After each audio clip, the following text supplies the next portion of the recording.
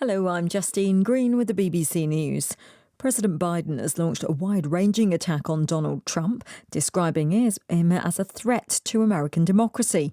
He said his Republican rival's campaign to return to the White House was motivated by vengeance and vindictiveness. Speaking at an event in Arizona, the president accused Mr. Trump and his supporters of spewing conspiracy theories, spreading lies and inciting violence. Democracies don't have to die at the end of a rifle.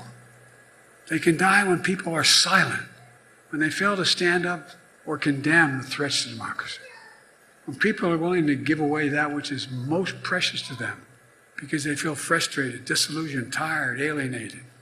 A court in New York has rejected Donald Trump's attempt to delay a civil fraud trial against him. Proceedings are due to begin on Monday. One of the lawsuit's key claims has already been resolved by a judge who ruled this week that Mr. Trump repeatedly overstated the value of his business empire. Sweden is considering using the military to tackle a surge in gang violence. The Prime Minister Ulf Kristersson said he'd summoned the head of the armed forces to discuss ways to help the police. Mr. Kristersson said Sweden was witnessing a wave of crime unlike anything in its history. About a dozen people have been killed this month. 3 died in separate gang-related attacks on Wednesday night alone. One of the victims, a woman in her 20s, was killed by an explosion in Uppsala. Gunnar Strömmer is the Justice Minister. I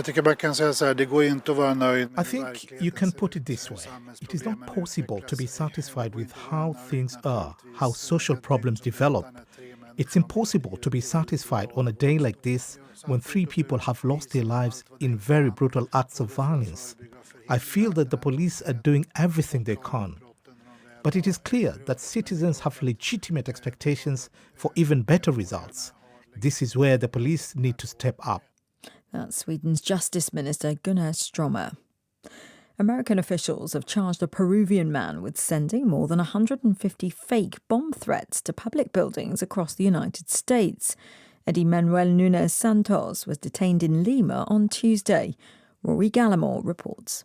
Court documents accuse Mr. Nunes Santos of being driven by vengeance. They allege he'd been posing online as a 15-year-old boy to try to convince teenage girls to hand over explicit pictures. When they refused, prosecutors say he threatened to blow up their schools. The hoaxers warned of imminent explosions. They caused major disruption from Alaska to New York. Synagogues, airports and hospitals were among the targets, leading to evacuations and flight delays. One prosecutor said the charges showed that other countries were not a safe haven to wreak havoc in the US. World News from the BBC. Ethnic Serb politicians in Bosnia have passed a draft law targeting non-profit groups, despite criticism from Western diplomats. The bill labels organisations which receive funding from abroad as foreign agents.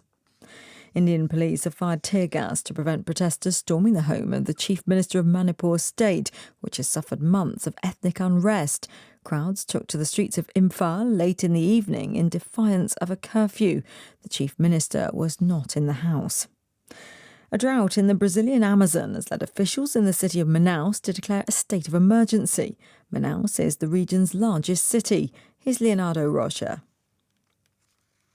The local mayor, Davi Silva, said the level of the river that crosses the city, the Rio Negro, has been dropping by 30 centimetres a day. It's now close to a record low. Water supplies in Manaus and other cities could be affected.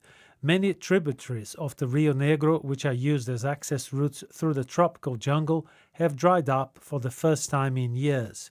The rainy season is due to start in November. The authorities in Brazil attribute this year's serious drought in the Amazon region to El Niño weather phenomenon and climate change. Police in the central Mexican state of Zacatecas have identified 6 bodies found outside a small village on Wednesday as those of teenagers who'd been abducted by an armed group. Local media said the gang might have been trying to forcibly recruit the teenagers to their ranks. A court in California has begun hearing allegations that an autopilot feature in a Tesla car was responsible for the death of a driver. It's the first such case in the United States. A car driven by Micah Lee suddenly veered off a highway in 2019, hitting a tree and bursting into flames. Tesla is accused of selling the car, knowing it had defective autopilot features. The car maker denies this. BBC News.